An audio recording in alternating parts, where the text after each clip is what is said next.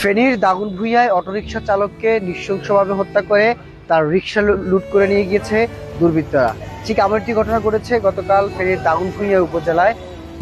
28 বছর বয়সী এক রিকশা চালক, তাকে তার যে মরদেহ সেটি স্বজনরা মধ্যরাতে আসলে উদ্ধার করে এবং সে উদ্ধারের পর তার যে লাশটি রয়েছে সেটি সদর হাসপাতালে নিয়ে আসে।